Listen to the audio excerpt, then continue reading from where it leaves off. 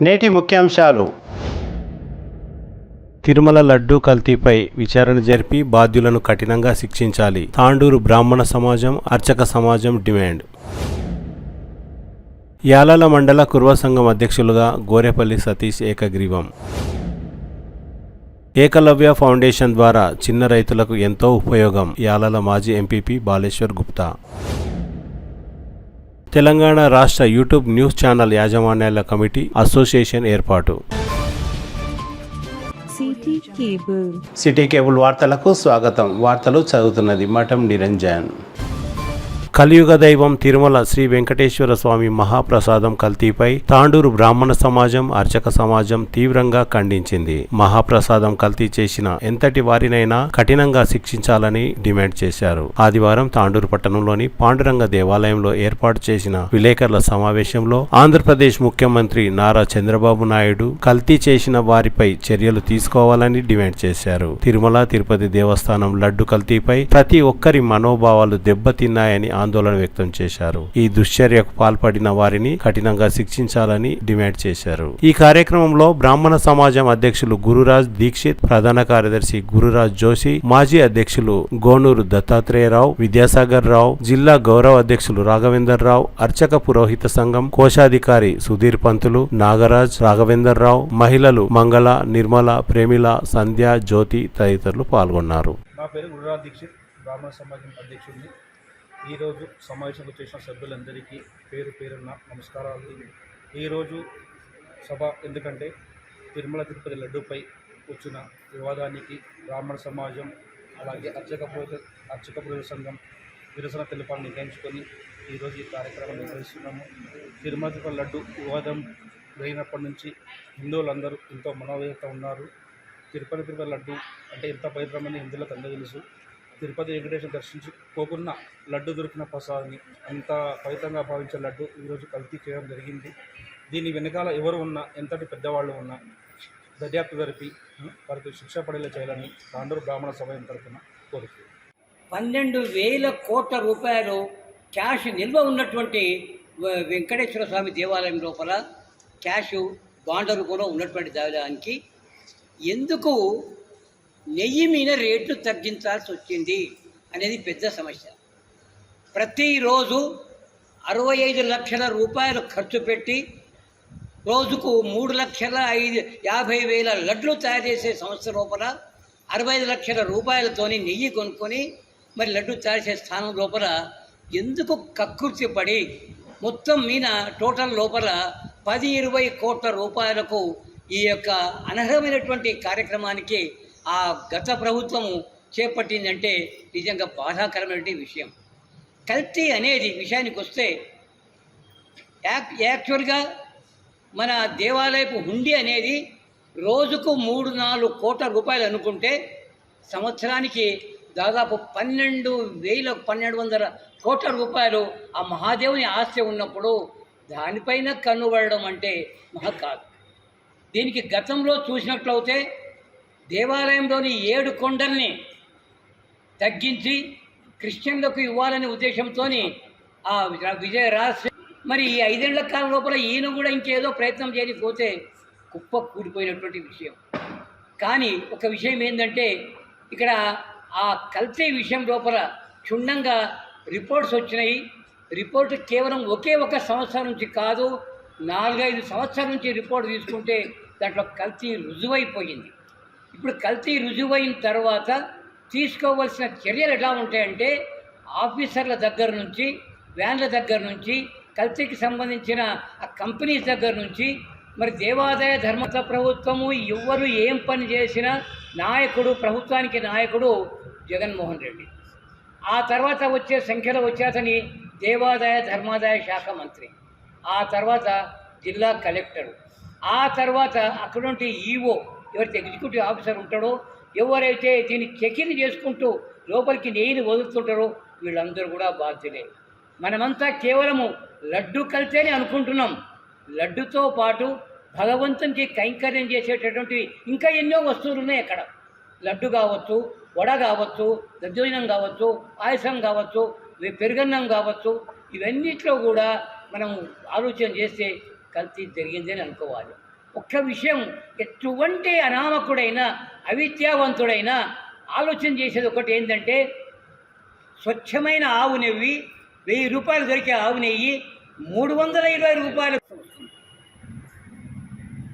ప్రపంచం లోపలనే పెద్ద ధనికుడైనటువంటి శ్రీ వెంకటేశ్వర స్వామికి ఉన్న ఆస్తులు చూస్తే మనము చాలా వరకు అనుమానం రాలేదనేది సమస్య మా అందరి లోపల వచ్చేస్తున్న లోపల. దీనికి మాకు సోదరి, ఇక్కడ ఉన్నటువంటి ఒక సోదరి ఒక సూచన చేసింది. ఇన్ని కోట్ల ఆస్తి ఉన్న వెంకటేశ్వర స్వామికి, అన్ని కొండలు ఉన్నటువంటి వెంకటేశ్వర స్వామికి 1000, 1500, 2000 ఆవులను కొనుక్కొని ఒక షెడ్ వేసుకొని అక్కడ ఒక 50 మందిని ఎంప్లాయ్మెంట్ చేసి స్వచ్ఛమైన నెయ్యిని చేయడానికి అధికారంగా పెట్టడానికి భగవంతుడి దగ్గర కావాల్సినంత సంపద ఉంది. ఈ ఆలోచనతోని మా ఆలోచనను కలుపుకుంటూ ఎవరి మీద ఆధారపడకుండా, ఏ కంపెనీ మీద ఆధారపడకుండా స్వయంగా దేవాలయం స్వచ్ఛమైన నెయ్యిని తీసుకోవాలని చెప్పి మేము కోరుతూ, భగవంతుడు ఎవరైతే తప్పు చేసిండ్రో ఏ అధికారి అయినా ఎవరైనా వారికి తప్పకుండా శిక్ష వేస్తాడు, వేయించి తీర్చడనే ఉద్దేశం. కాకపోతే ఈరోజు స్వామి తప్పుగా మా అందరి దీనికి చూసుకొని నేరస్తులు మీరు శిక్షించి మళ్ళీ మాకు అవే రకంగా ఆ ఆశీర్వాదాలు మాకు అనుగ్రహాలు చేయాలని చెప్పి మరొక్కసారి మేము బ్రాహ్మణ సమాజం పక్షంన కోరుతూ. ఇప్పుడు డిమాండ్ మీరు టీటీడీ దాంట్లో డిమాండ్ ఎవరికి చేస్తారు? మీరు ప్రజెంట్ ఉన్న ముఖ్యమంత్రి చేస్తే ముఖ్యమంత్రి ఆ దీని కంట్రోల్ లోపలనే ఈ తిరుపతి దేవస్థానం ఉంటుంది. ఆ తర్వాత ఆదేశాలు అక్కడి నుంచే వచ్చేస్తాయి. టీటీడీ ఈఓ కానీ టీటీడీ చైర్మన్ కానీ వీళ్ళు కూడా వెంటనే స్పందించి ముఖ్యమంత్రిని సంప్రదించి తగు నిర్ణయం తీసుకుంటారు. వ్యవస్థాపక అర్చక సంఘం తరపు నుంచి మాట్లాడుతున్న, అదేవిధంగా బ్రాహ్మణ సభ అధ్యక్షులు విశేషంగా ఆహ్వానం చేయడం వల్ల ఇక్కడ రావడం జరిగినది. తిరుమల తిరుపతి దేవస్థానంలో జరిగినటువంటి వాహనం వచ్చిన తర్వాత భక్తులందరూ కూడా విశేషంగా ప్రసాదాన్ని అందజేస్తారు. ప్రతి ఒక్క ఇంటికి కూడా మేము తిరుపతి వెళ్ళి వచ్చాము అనేటువంటి, అంటే సాక్షాత్ భగవంతుడే ఆ ప్రసాదంలో ఉంటాడు. సాక్షాత్ భగవద్ దర్శనం చేయించడానికి దాని ప్రసాదము అని వచ్చింది. ఆ ప్రసాదంలోనే విశేషంగా కల్తీ చేయడం వల్ల ఈ విధంగా మేము బ్రాహ్మణ సమాజం తరఫు నుంచి, అదేవిధంగా అర్చక సంఘం తరఫు నుంచి ఈ యొక్క కల్తీ నిరసన చేస్తున్నాం. మేము ఇదే విధంగా ముఖ్యమంత్రి గారికి కూడా స్వయంగా, ఇప్పుడున్న ముఖ్యమంత్రి గారికి కూడా మేము తెలియజేస్తున్నది ఏమనంటే, చంద్రబాబు నాయుడు గారికి విశేషంగా తెలియజేస్తున్న విషయం ఏమిటంటే, అక్కడ నుండి కల్తీలో ఏ విధంగా అయితే ఎటువంటి పొరపాట్లు జరిగినాయి వారికి తగినటువంటి కఠినంగా శిక్ష విధించాలని కోరుతున్నాము. అంతేకాదు, ప్రత్యేకంగా అక్కడ ఆ దేవాలయంలో తిరుపతి హిందువుల్నే నియమిస్తే ఇటువంటి దోషాలు జరగవు. అంతేకాకుండా ప్రత్యేకంగా టీటీడీలో ఉన్నటువంటి వ్యవస్థని మార్చాలని మేము ప్రత్యేకంగా కోరుతున్నాము. వ్యవస్థను మార్చినట్లయితే ఆ వ్యవస్థ నుంచి మనకు ఈ ప్రసాదంలో మళ్ళీ కూడా ఇక ముందు కూడా కల్తీ జరగదు అనేటువంటి నిర్ణయం మేము తీసుకుంటున్నాం. సమాజం, బ్రాహ్మణ సమాజం తరపు నుంచి విశేషంగా వారిని కఠినంగా శిక్షించాలని మేము తెలియజేస్తున్నాం. తాండూరు బ్రాహ్మణ సమాజం మరియు అర్చక పురోహిత సంఘం తరపున ఈరోజు నిరసన కార్యక్రమాన్ని తెలియజేస్తున్నాం. ఎందుకనగా శ్రీ కలియుగ దైవమైనటువంటి శ్రీ వెంకటేశ్వర స్వామి యొక్క వైకుంఠము భూవైకుంఠం అనేటటువంటి తిరుమల దేవస్థానంలో ఇటువంటి కల్తీ జరిగినటువంటి లడ్డూ ప్రసాదాలపైన కల్తీ జరిగినటువంటి అపశృతిని తలుచుకుంటేనే దాని నుంచి కోలుకోవడానికి చాలా సమయం పడుతుంది. హిందూ సనాతన ధర్మంలో ఉన్నటువంటి భక్తులకు అందరికీ కూడా ఈరోజు లడ్డూలో కల్తీ అని తెలియగానే ఎంతోమందికి స్వామివారి యొక్క ప్రసాదంలో కూడా కల్తీ జరగడం, ఇటువంటి ఘోరమైనటువంటి విషయం కూడా వినాల్సి వచ్చింది ఈ కలియుగంలోని చాలామంది బాధపడుతూ ఉన్నారు. కాబట్టి ఈరోజు ఆ కల్తీ విషయంలో ఎటువంటి వాళ్ళైనా సరే వాళ్ళకి కఠినంగా శిక్షించాలని ఆంధ్రప్రదేశ్ ముఖ్యమంత్రి అయినటువంటి శ్రీ నారా చంద్రబాబు నాయుడు గారికి తెలియజేస్తూ, అట్లాగే కాకుండా ప్రత్యేకంగా వ్యక్తీకరణగా నేను వారికి కోరుకునేది ఏంటిదంటే, టీటీడీలో జరిగినటువంటి ఈ కల్తీ నెయ్యిలో కాకుండా ఈ సనాతన ధర్మంలో కూడా ఏమైనా కల్తీలు ఉంటే వాటిని ఏరిపారేయాలని శ్రీ నారా చంద్రబాబు నాయుడు మనస్ఫూర్తిగా కోరుకుంటున్నాను. వారు ముఖ్యమంత్రి నారా చంద్రబాబు నాయుడు గారు మరియు ఉప ముఖ్యమంత్రి అయినటువంటి పవన్ కళ్యాణ్ గారికి కూడా నేను ఈ విషయాన్ని కోరుకుంటున్నాను. అయ్యా, ఈ టీటీడీలో జరిగేటటువంటి ప్రసాదంలో కల్తీ అయింది. ఇక ముందు తిరుమల తిరుపతి దేవస్థానంలో ప్రసాదంలో కాకుండా మనుషులలో ఏమైనా కల్తీ ఉంటే కూడా తీసేయాలి. అట్లాగే సనాతన ధర్మంలో కూడా ఏమైనా దుర్మార్గమైనటువంటి కల్తీ విషయాలు, కల్తీ మనుషులు ఉంటే వాడిని ఏరిపారేయాలని ముఖ్యమంత్రి, ఆంధ్రప్రదేశ్ ముఖ్యమంత్రి అయినటువంటి నారా చంద్రబాబు నాయుడు గారికి మరియు ఉప ముఖ్యమంత్రి అయినటువంటి పవన్ కళ్యాణ్ గారిని కోరుకుంటూ నాకు ఈ అవకాశం ఇచ్చినందుకు, ఈ లడ్డూలో కల్తీ విషయం జరిగిందని చెప్పేసి మనకు అందరికీ తెలిసినటువంటి విషయం ఏమిటంటే, గత ప్రభుత్వమైనటువంటి వైసీపీ ప్రభుత్వంలో ఉన్నటువంటి ముఖ్యమంత్రి గారైనటువంటి వైఎస్ జగన్మోహన్ రెడ్డి గారు వారు మరియు అక్కడ ఉన్నటువంటి ప్రతి ఒక్క అధికారాన్ని కూడా వైవి సుబ్బారెడ్డి గారిని అప్పగించారు.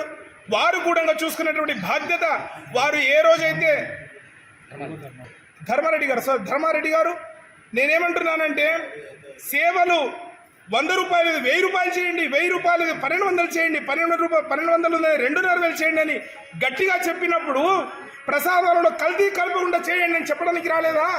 మేము ప్రశ్నిస్తున్నాం. కాబట్టి డబ్బుల కోసం ఎట్లాగైతే వాళ్ళు గట్టిగా మాట్లాడారో ప్రసాదాల పైన, సనాతన ధర్మం పైన కూడా అంతే గట్టిగా మాట్లాడారు. కాబట్టి వాళ్ళు మాట్లాడలేదు. అయినప్పటికీ వాళ్ళు ఈరోజు ఈ కల్తీ విషయంలో జరిగింది కాబట్టి వాళ్ళకి కఠినంగా, వారు ఎవరైనా ఉండొచ్చు, ధర్మారెడ్డి గారు అయి ఉండొచ్చు, ఒక చిన్న కార్యకర్త అయి ఉండొచ్చు, ఎవరైనా ఉండొచ్చు. నేను ఒక ప్రభుత్వం గురించి, ఒక పార్టీ గురించి నేను మాట్లాడలేదు. సనాతన ధర్మం గురించి అన్యాయం జరిగింది కాబట్టి సనాతన ధర్మం గురించి మాట్లాడుతున్నాను. కాబట్టి సనాతన ధర్మానికి తిరుమల తిరుపతి దేవస్థానంలో, యావత్ భారతదేశంలో ఏ క్షేత్రంలో అయినా సరే కల్తీ జరిగినట్లయితే వాళ్ళు ఎవరైనా సరే కఠినంగా శిక్షించాలని ముఖ్యమంత్రి గారిని, ఉప ముఖ్యమంత్రి గారిని కోరుతున్నాను. పాండురంగ దేవాలయంలో బ్రాహ్మణ సమాజ పక్షాన ఇక్కడ సమావేశమైన కారణము, తిరుమల ఎంతో పవిత్రమైనటువంటి తిరుమల తిరుపతి దేవస్థానానికి సంబంధించినటువంటి ప్రసాదం పైన జరిగినటువంటి కల్తీకి సంబంధించి అందరి మనోభావాలు దెబ్బతిన్నాయి. ఆ విషయానికి సంబంధించి నిరసనను, మనోవేదనను వ్యక్తం చేయడానికి ఇక్కడ మేము బ్రాహ్మణ సమాజ సంఘ పక్షాన, తాండూరు శాఖ పక్షాన ఇక్కడ సమావేశమై ఉన్నాము. సమాజ పెద్దలందరూ మాట్లాడినారు. అయితే నేను చెప్పేది ఏంటంటే, ఈ ప్రసాద కల్తీకి ఎవరైతే కారకులైనారో వారిని, ఎవరి హయాంలో జరిగిందో వారిని, దానికి కారణమైనటువంటి వారిని ప్రస్తుతం ఉన్నటువంటి ప్రభుత్వము ఎవరైతే ఉన్నారో వారు తగినటువంటి శిక్ష విధించాలా, దాని కారణం ఏందో కనుక్కోవాలి. ఎప్పటి నుండి ఈ విధంగా జరుగుతోంది, ఇంకా ఏ విషయాల్లో ఈ విధంగా అన్ని కల్తీకి సంబంధించినటువంటి విషయాలు జరుగుతున్నాయి అనేటువంటిది దాన్ని కూలంకషంగా విచారించాలని కోరుతున్నాము. రెండవది వచ్చేసి ఈ యొక్క తిరుమల లడ్డూ ప్రసాదంలో జరిగినటువంటి కల్తీ విషయం ఏదైతే ఉందో అది దేశవ్యాప్తంగా కూడా ఒక ఆందోళనకు దారితీసి ఒక విధంగా మంచి పని చేసిందని అనిపిస్తున్నది. ఈరోజు రాజస్థాన్లోని 54 దేవాలయాల్లోని 14 దేవాలయాల ప్రసాదాల విషయంలో ఒక కల్తీ లేనటువంటి ఒక సర్టిఫికెట్ను కూడా ఇష్యూ చేయడం జరిగింది. ఆ విధంగా రేపొద్దున అన్ని దేవాలయాలకు ఇది వ్యాపించి పవిత్రతను కాపాడాలి అని ఒక్కటే ఇక్కడ ఉద్దేశము. సనాతన ధర్మం బోర్డును కూడా ఏర్పాటు చేయాలని చెప్పేసి దేశవ్యాప్తంగా జరుగుతున్నటువంటి ఉద్యమ రూపంలో వచ్చేసి ప్రభుత్వానికి తెలియజేయాలని చెప్పేసి మేము ఇక్కడ సమావేశమై ఉన్నాము. ఈ అవకాశం ఇచ్చినందుకు సమాజ పెద్దల పక్షాన ధన్యవాదాలు తెలుపుతున్నాను. యాలల మండల నూతన కుర్వ సంఘం అధ్యక్షులుగా గోరెపల్లి సతీష్ ను ఏకగ్రీవంగా ఎన్నుకున్నారు. ఆదివారం యాలల మండలం బాకారం శ్రీ ఆంజనేయ స్వామి దేవాలయంలో ఏర్పాటు చేసిన కుర్వ సంఘం సమావేశంలో తాండూరు డివిజన్ కుర్వ సంఘం అధ్యక్షులు, ఉపాధ్యక్షులు సమక్షంలో ఎన్నికలు జరిగాయి. అధ్యక్షులుగా గోరెపల్లి సతీష్, గౌరవ అధ్యక్షులుగా వెంకటయ్య, ఉపాధ్యక్షులుగా పగడ్యాల శేఖర్, అన్నారం బాలకిష్టయ్య, ప్రధాన కార్యదర్శిగా జకపల్లి మల్లేశం, సహాయ కార్యదర్శిగా మల్లప్ప, కోశాధికారిగా పేర్కంపల్లి నరసింహులు, యువజన విభాగం అధ్యక్షులుగా పెద్దింటి మహేందర్ ను ఎన్నుకున్నట్లు, వీరి పదవీకాలం 2 సంవత్సరాలు ఉంటుందని ఎన్నికల అధికారి మల్లప్ప తెలిపారు. ఈ కార్యక్రమంలో యాలల మండల మాజీ కుర్వ సంఘం అధ్యక్షులు మహిపాల్, పూజారి పాండు, తాండూరు డివిజన్ అధ్యక్షులు జగదీష్, జిల్లా ఒగ్గు కళాకారుల సంఘం అధ్యక్షులు పూజారి మల్లప్ప, తాండూరు కుర్వ సంఘం అధ్యక్షులు నరసింహులు, వసీరాబాద్ కుర్వ సంఘం అధ్యక్షులు అంజిలప్ప తదితరులు పాల్గొన్నారు. అన్నారం బాలకృష్ణ యాలాల్ గారిని వేదికపైకి రావాల్సిందిగా కోరుతున్నాం. ప్రధాన కార్యదర్శిగా జిక్కపల్లి మల్లేశం గారు కూడా వేదికపైకి రావాల్సిందిగా కోరుతున్నాం. సహాయ కార్యదర్శిగా కుర్వ మల్లప్ప వేదికపైకి రావాల్సిందిగా కోరుతున్నాం. నాగసంగ కోశాధికారిగా కుర్వ నరసింహులు, పేర్కపల్లి. యువజన సంఘం అధ్యక్షులుగా పెద్దింటి మహేందర్ అగనూరు గారిని, సహా కార్యదర్శిగా మామిడి మల్లప్ప పైడాల్ గారిని వేదికపైకి రావాల్సిందిగా కోరుతున్నాం. ఈరోజు నూతనంగా 8 మందిని ఎన్నుకోవడం జరిగింది. మీరు ఎప్పుడు ఏ అవసరం ఉన్నా సంఘం కోసం సంఘం కోసం నిస్వార్థంగా సేవ చేయాలని కోరుకుంటూ, అదేవిధంగా మీ పదవి కాలం కూడా 2 ఏళ్ళు ఉంటుంది. ఖచ్చితంగా అన్యలా భావించకుండా ఎవరికి ఏ ఇబ్బందులున్నా సంఘం వరకు వచ్చినప్పుడు ఆ ఇబ్బందులన్నింటినీ కూడా పక్కకు పెట్టి సంఘానికి ఏ విధంగా అయితే గతంలో మేము అందరం కూడా ఎక్కడ ఏ ఇబ్బందులు ఉన్నా దాన్ని మనసులో పెట్టుకోకుండా సంఘంకి అవకాశం వచ్చినప్పుడు సంఘానికి అవకాశం వచ్చినప్పుడు సంఘ కార్యక్రమంలో ఖచ్చితంగా పాల్గొన్నాం. అదేవిధంగా మీరు కూడా పాల్గొనాలని ఆశిస్తాం. ఇప్పుడు నూతనంగా ఎన్నికైనటువంటి వారికి సన్మాన కార్యక్రమం ఉంటుంది. వెంకటనయ్య అనే నేను రాఘపూర్ వాస్తవ్యులను గౌరవ అధ్యక్ష పదవికి ఎన్నికైనందుకు మనస్ఫూర్తిగా ఎటువంటి పక్షపాతంగా ఎటువంటి బంధుప్రీతి లేకుండా నా పదవిని నిర్వహిస్తానని మనవి చేస్తున్నాను. ఇటు మనవి వీరప్ప సాక్షిగా మనవి చేస్తున్నాను. ఇప్పుడు నేను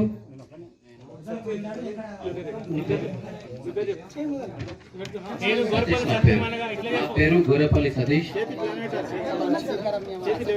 నేను మండలాధ్యక్షునిగా పదవికి ఎన్నికైనందున సంఘం నియమమైనందుకు లోబడి ఎలాంటి పక్షపాతం కానీ బంధుప్రీతి కానీ లేకుండా సంఘం అభివృద్ధికి శక్తి వంచన లేకుండా సేవలిస్తానని శ్రీ కొమరెల్లి మల్లన్న వీరప్ప సాక్షిగా ప్రమాణ చేస్తున్నాను.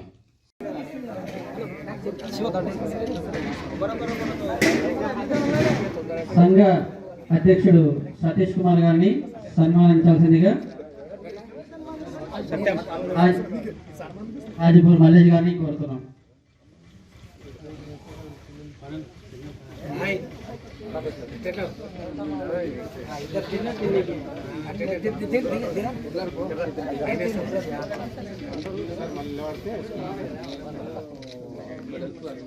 ఉపాధ్యక్షులు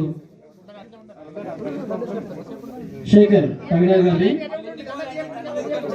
సన్మానించాల్సిందిగా శివరాజ్ గారిని కోరుతున్నాం. యాలాల మండలం ద్వారా ఎన్నుకున్నందుకు, ఏకగ్రీవంగా ఎన్నుకున్నందుకు అందరికీ ప్రత్యేకంగా ధన్యవాదాలు. ప్రత్యేకంగా ఇక్కడ ఉన్నటువంటి పెద్ద మేధావులు ఉన్నారు, ఎవరు కూడా తక్కువ కాదు. కాకపోతే సంఘము అంటే ఏమిటి, సంఘం ఎందుకు పనిచేస్తుంది, సంఘం అంటే ఏదో జాగన, ఏదో ఆస్త, ఏదో దీనిక. సంఘం అనేటటువంటి ఒక అధ్యక్షుడు ఏ విధంగా ఉండాలి అనేటటువంటి ముందు తెలుసుకోవాలి. సంఘం అంటే నిస్వార్థంగా సేవ చేయాలి. ఏదో మనము నలుగురం ధనవంతులం కూర్చొని ఒక సంఘం చేసుకొని ధనవంతుల వరకే సంఘం ఉండడం అది భావ్యం కాదు. దాన్ని సంఘం అన్నారు. సంఘం అన్నప్పుడు కింది స్థాయి దానికి మనము ప్రభుత్వ పథకాలు. సంఘం అంటే ఏమిటి, ఏదో ఒక జాగా ఇచ్చిండో, ఎమ్మెల్యే ఇచ్చిండో, ఒక బిల్డింగ్ కట్టుకున్నామో అది కాదు. మనం సంఘం అనడం ఒక ప్రభుత్వం ద్వారా పథకాలు ఏముంటాయి, దాన్ని మన ఊళ్ళకు ఎందుకు చెందాలి, ఎట్లా చెందాలి, ఏ విధంగా చేయాలనేటటువంటి సంఘం యొక్క ఉద్దేశం. ఎందుకంటే మన సంఘం లోపల మన పెద్దలు సరిగలేరు కాబట్టి మనకు ఇవన్నీ తెలుసుకోవడానికి కూడా మనకు టైం లేదు. సంఘం అనేది మనకు ఒక ఐక్యత. కురువలు అంటే కురువలు అని చెప్పుకోవడానికి కూడా మేము ఒక 10 సంవత్సరాల కింద భయపడేవాళ్ళం. ఎందుకంటే మేము 2 సార్లు అధ్యక్షులుగా మన విద్యా కమిటీగా హై స్కూల్లో 2 పీరియడ్లు ఉన్నా, సొసైటీ డైరెక్టర్ ఎమ్మెల్యేగా ఉన్నా. కాకపోతే ఏంటంటే మేము రాజకీయంగా ఉన్నప్పుడు కురువా అని చెప్పుకున్నప్పుడు అందరూ రెగ్యులర్ దగ్గరనే ఉంటాం. ఎక్కువ వాళ్ళు పక్క వాళ్ళు, మా వాళ్ళు అంటే మా కన్నాన్ని గుర్తిస్తారు. కాకపోతే పక్క వాళ్ళు కురువా అని చెప్పడానికల్లా ముఖాలు ఫీలింగ్ వేరవుతుంది. దాన్ని ఎందుకు జరుగుతున్నదనే ఉద్దేశంతో ఈ సంఘాన్ని కొద్ది మందితోటి ఇప్పుడు మీరు ఏమంటారు అంటే ఇక్కడ తక్కువ వచ్చింది, తక్కువ కాదు ఎక్కువ వచ్చింది. ఏకలవ్య ఫౌండేషన్ ద్వారా రైతులకు ఎన్నో ఉపయోగాలు ఉన్నాయని యాలల మాజీ ఎంపీపీ బాలేశ్వర్ గుప్తా అన్నారు. ఆదివారం యాలల మండల కేంద్రంలో ఏర్పాటు చేసిన సమావేశంలో ఏకలవ్య ఫౌండేషన్ ప్రతినిధులు రైతులతో సమావేశం నిర్వహించారు. ఈ సమావేశానికి ముఖ్య అతిథిగా యాలల మాజీ ఎంపీపీ బాలేశ్వర్ గుప్తా హాజరయ్యారు. ఈ సందర్భంగా బాలేశ్వర్ గుప్తా మాట్లాడుతూ రైతులకు అన్ని విధాల ఏకలవ్య ఫౌండేషన్ సహాయ సహకారాలు అందిస్తున్నదని కొనియాడారు. ఈ కార్యక్రమంలో ఏకలవ్య ఫౌండేషన్ ప్రతినిధులు, యాలల మండల రైతులు తదితరులు పాల్గొన్నారు. సరిపడా నిధులు ఎంతో అవసరం. మనం ఈ యొక్క సంస్థ ద్వారా మనం ఎంత పెద్ద కూడా వ్యాపారం చేసుకోవచ్చు. అంటే దానికి సరిపడా నిధులు ఉన్న రోజే మనం వ్యాపారాన్ని పెంచే అవకాశాలు కూడా దొరుకుతాయి. మనకు ఫర్టిలైజర్ కానివ్వండి, పెస్టిసైడ్స్ కానివ్వండి, వ్యాపారం ఎంత పెంచితే అంత తక్కువ ధరల్లో మనకు లభ్యమవుతాయి. అంటే ఒక 100 బస్తాలు తీసుకొని వస్తే దానికి ఇచ్చే రేట్ ఎంత, మనం అదే ఒక లారీ హైదరాబాద్కి తీసుకుంటే దానికి వచ్చే రేట్ ఎంత, ట్రాన్స్పోర్ట్లోనే మనకు డిఫరెన్స్ వచ్చేసి మనం ఇదైపోతుంటాం. కాబట్టి సంస్థకు డబ్బు కూడా చాలా ముఖ్యమే. దాన్ని మనం సమకూర్చుకున్న నాడే దీన్ని ఎంత పెద్ద బిజినెస్ కూడా చేసుకునే అవకాశం కూడా ఉంటుంది. ఒక కాకినా జిల్లా వెంబడి ఒక పెద్ద సంస్థ ఏకలవ్య ఫౌండేషన్ అనేది మనం ఎన్నట్టు ఉంది. కాబట్టి మనం నిరాశకు గురి కాకుండా ఈ యొక్క సంస్థని అంచెలంచెలుగా పెంచడం. ఎందుకంటే ఇప్పటికే 450 మంది మాత్రమే మెంబర్స్ చేరడం జరిగింది. ఇప్పుడే నరసింహ గారు చెప్పినట్లు ఒక వ్యక్తి ఇంకొక వ్యక్తిని జాయిన్ చేసినట్టుంటే 750 దాటి 900 కూడా మెంబర్షిప్ అవ్వడానికి వీలవుతుంది. కాబట్టి ఎప్పుడైతే పెద్దలు బాలకృష్ణ సార్ చెప్పారో ప్రభుత్వం ద్వారా నిధులు మనకు సమకూరాలంటే దానికి సరైన మెంబర్షిప్ కూడా ఎంతైనా అవసరం.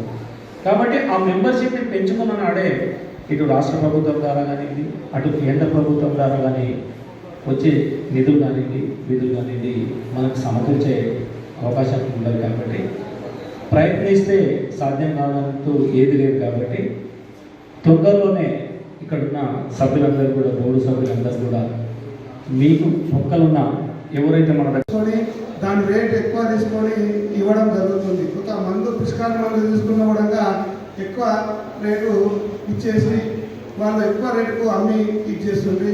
ఇప్పుడు ప్రస్తుతానికి మన సంస్థలోని మనము తక్కువ రేటుకు వచ్చే రేటుకే మన రైతులకు అందరికీ సప్లై చేస్తున్నందుకు మన సంస్థలకు, మన సంస్థ సభ్యులకు అందరికీ మనకు తోడ్పాటు జరుగుతుంది. ఇక ముందు సార్ అన్నట్టుగా మనం ఇంకా సభ్యత్వము ఎక్కువ చేసి మనం ఇంకా ముందుకు వెళ్ళి ఇంకా సబ్సిడీలు మనకు పొంది రైతులను బాగుపడాలని కోర్సు ఈ అవకాశం ఇచ్చిన అందరికీ పేరు పేరున ధన్యవాదాలు తెలుపుతూ ముగిస్తుంది. మన యొక్క లాభం కూడా తగ్గుతుంది. వేరే షాపులను తీసుకుంటే మీకు సరైన నాణ్యమైన విత్తనాలు మీకు అందిస్తున్నాం, నాణ్యమైన ఎరువులు అందిస్తున్నాం, నాణ్యమైన పురుగు మందులు అందిస్తున్నాం. మీరు కూడా సద్వినియోగం చేసుకోండి. మన సంస్థకు అభివృద్ధిలో మీరు మీ భాగస్వాములు కాండి. దానివల్ల మీరు ఎప్పుడైతే మన కంపెనీలో కొనుగోలు చేస్తారో ప్రతి లాభము మన కంపెనీకి ఉంటుంది. మన కంపెనీకి అభివృద్ధిలో మనకు దానికి తోడ్పడుతుంది. మీరు దయచేసి అందరూ కూడా ఏ వస్తువు కావాలన్నా మన దగ్గర తీసుకోండి. దానికి వచ్చే లాభము మన అందరికీ కూడా ఉపయోగపడుతుందని తెలియజేస్తూ, ఇక ముందు మేము రాబోయే కాలంలో మీకు కావలసిన అన్ని సదుపాయాలు అంటే ఒకటి మేము చెప్తున్నాం మీకు డ్రోన్, అంటే మన టెక్నాలజీ డెవలప్మెంట్ కింద డ్రోన్ ద్వారా మన పిచికారి తెలంగాణ రాష్ట్ర యూట్యూబ్ న్యూస్ ఛానల్ యాజమాన్యాల కమిటీ అసోసియేషన్ ఏర్పడింది. ఆదివారం నార్కెట్పల్లి జిఎస్ఆర్ ఫంక్షన్ హాల్లో జరిగిన సమావేశంలో యూట్యూబ్ అన్ని నియమ నిబంధనలు కలిగిన అనగా registration, form registration, broadcasting license, YouTube ఛానళ్ల యాజమాన్యం నూతన రాష్ట్ర స్థాయి కమిటీ ఏర్పాటు చేయడం జరిగింది. యూట్యూబ్ ఛానల్స్ పై, యూట్యూబ్ రిపోర్టర్లపై జరుగుతున్న అన్యాయాలపై పోరాడేందుకు నూతన కమిటీ ఏర్పాటైందని రాష్ట్ర అధ్యక్షులు పురం సంతోష్ కుమార్ తెలిపారు. ఈ సందర్భంగా పురం సంతోష్ కుమార్ మాట్లాడుతూ తెలంగాణ రాష్ట్రంలో యూట్యూబ్ రిపోర్టర్లకు జిల్లాల వారీగా 2 అక్రిడేషన్లు, 10 లక్షల జీవిత బీమా, రిపోర్టర్ల పిల్లలకు స్కూల్ ఫీజులో 50% రాయితీ, హెల్త్ కార్డ్స్ ఇవ్వాలని డిమాండ్ చేశారు. రాష్ట్ర ప్రధాన కార్యదర్శిగా BB6 CEO గూడెం మధు గౌడ్, పరకాల సమ్మయ్య గౌడ్, రాష్ట్ర అధికార ప్రతినిధిగా మేడారం టీవీ CEO, రాష్ట్ర కార్యదర్శిగా Maturi Ravinder Goud RV19 channel CEO, రాష్ట్ర ఉపాధ్యక్షులుగా రాము 111 టీవీ CEO, రాష్ట్ర అధ్యక్షులుగా రంజిత్ అక్షిత మీడియా CEO, వెంకన్న ఉపాధ్యక్షులుగా ఎన్నికైనట్లు రాష్ట్ర అధ్యక్షులు పురం సంతోష్ కుమార్ తెలిపారు.